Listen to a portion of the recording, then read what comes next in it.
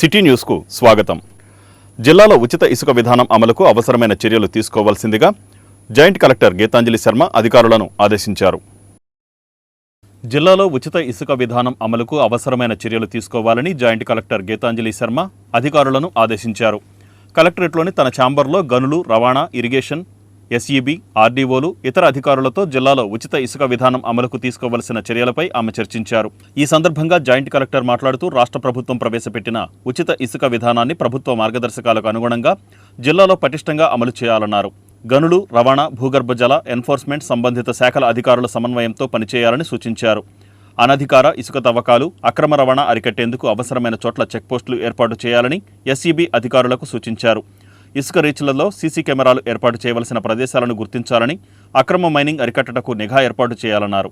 జిల్లా, రెవెన్యూ డివిజన్ల స్థాయిల్లో కమాండింగ్ కంట్రోల్ రూమ్లు, అదేవిధంగా సంబంధిత అధికారులతో కూడిన డివిజన్, మండల స్థాయి విజిలెన్స్ కమిటీలు ఏర్పాటు చేయాలన్నారు.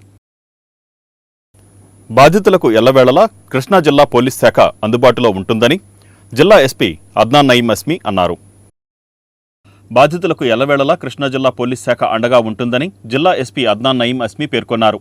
రాష్ట్ర ప్రభుత్వం ప్రజల యొక్క సమస్యలను త్వరితగతిన పరిష్కరించాలనే సదుద్దేశంతో తలపెట్టిన ప్రజా సమస్యల పరిష్కార వేదిక కార్యక్రమాన్ని జిల్లా పోలీస్ కార్యాలయంలో జిల్లా ఎస్పీ అద్నాన్ నయీం అస్మి నిర్వహించి ప్రజల నుంచి అర్జీలు స్వీకరించారు. పోలీస్ కార్యాలయానికి వివిధ సమస్యల పరిష్కారం నిమిత్తం వచ్చిన ఫిర్యాదుదారుల నుండి ఎస్పీ అర్జీలను స్వీకరించి వారితో ముఖాముఖి మాట్లాడి వారి సమస్య యొక్క పూర్వాపరాలను తెలుసుకుని సంబంధిత పోలీస్ అధికారులను సత్వరం పరిష్కరించవలసిందిగా తగు ఆదేశాలను జారీ చేశారు. వాటి యొక్క తీవ్రత ఆధారంగా వెంటనే విచారణ జరిపి నిర్ణీత సమయం లోపల పరిష్కారం చేసేలా చర్యలు చేపట్టామని ఎస్పీ తెలియజేశారు. ఈ సందర్భంగా మొత్తం 40 ఫిర్యాదులు రాగా వాటిని సంబంధిత పోలీసు అధికారులకు బదిలీ చేశారు. దివంగత ముఖ్యమంత్రి డాక్టర్ వైఎస్ రాజశేఖర రెడ్డి 75వ జయంతి కార్యక్రమాన్ని నాగాయలంకలో ఘనంగా నిర్వహించారు. దివంగత ముఖ్యమంత్రి డాక్టర్ వైఎస్ రాజశేఖర రెడ్డి 75వ జయంతిని నాగాయలంకలో ఘనంగా జరిపారు. దివంగత ముఖ్యమంత్రి డాక్టర్ వైఎస్ రాజశేఖర రెడ్డి 75వ జయంతి సందర్భంగా నాగాయలంక సాయిబాబా గుడి సెంటర్లో ఉన్న వైఎస్ఆర్ విగ్రహానికి వైసీపీ నాయకులు పూలమాలలు వేసి నివాళులర్పించారు. కృష్ణా జిల్లా వైసీపీ యువజన విభాగ కార్యదర్శి ఆకుల బాబికుమార్ ఆధ్వర్యంలో పంచాయతీ పారిశుధ్య కార్మికులకు స్వీట్స్ మరియు దుప్పట్లు పంపిణీ చేశారు. ఈ కార్యక్రమంలో వైఎస్ఆర్సీపీ మండల ప్రెసిడెంట్ భోగాది శేషగిరి, కాపు కార్పొరేషన్ డైరెక్టర్ చిన్న మరియు మండల పార్టీ నాయకులు, కార్యకర్తలు పాల్గొన్నారు.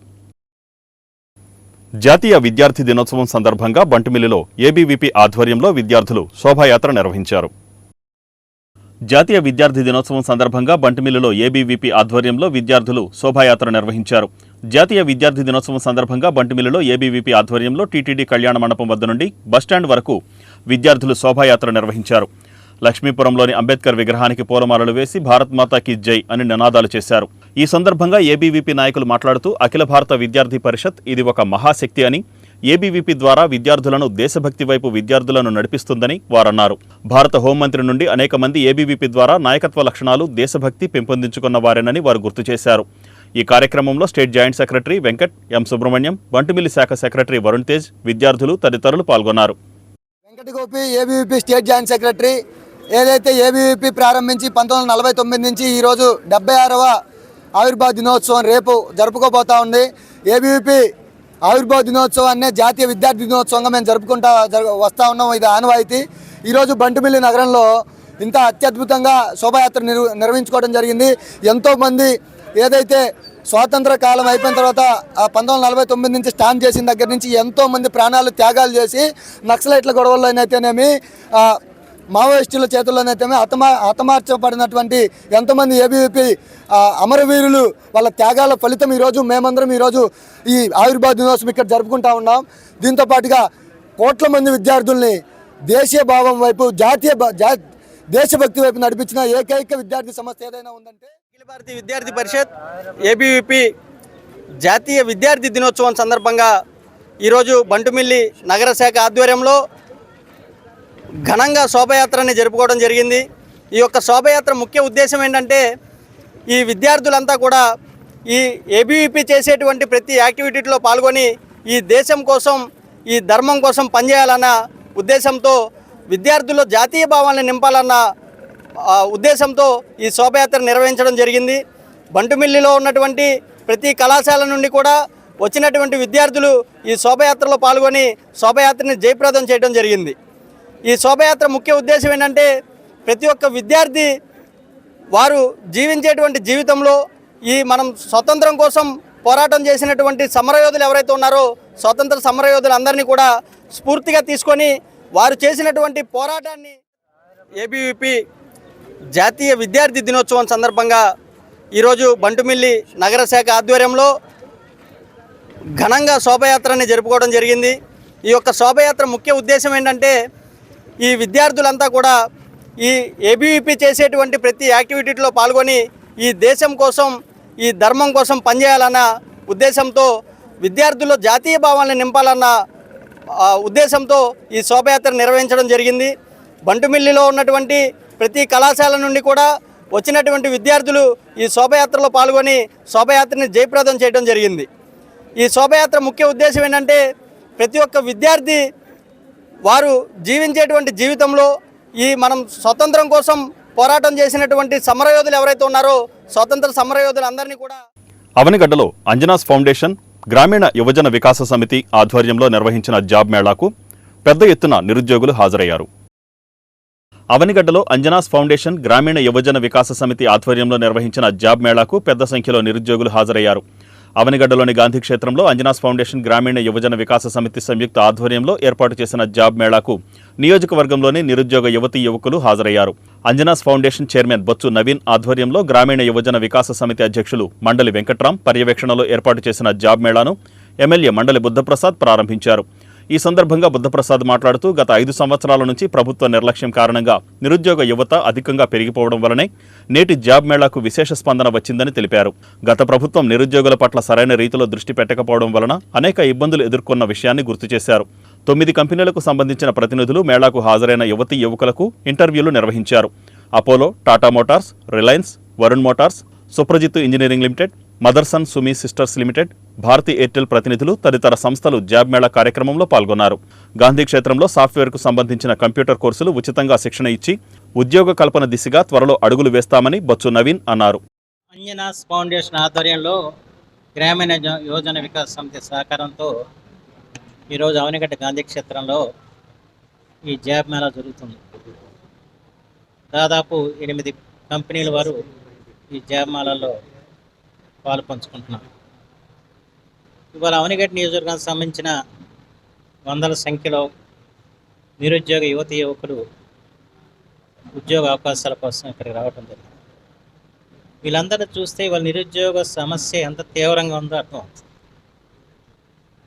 ఇలాంటి పరిస్థితుల్లో మన రాష్ట్రంలో ఉద్యోగ అవకాశాలు సన్నగిలిన స్థితిలో ఇతర రాష్ట్రాలకి వెళ్ళి ఉద్యోగాలు చేయాల్సిన పరిస్థితి ఏర్పడింది.